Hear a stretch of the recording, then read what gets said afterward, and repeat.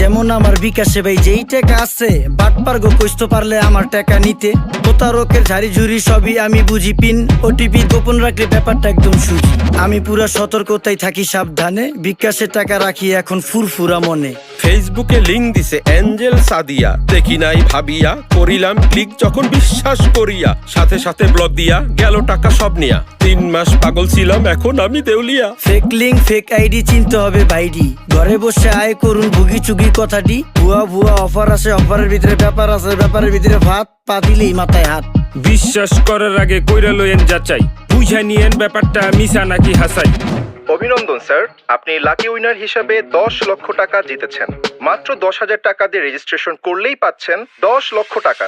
কি কইতাছে কাকা? টাকা কি গাছে ধরে, যাকে দিলে এমনি পরে?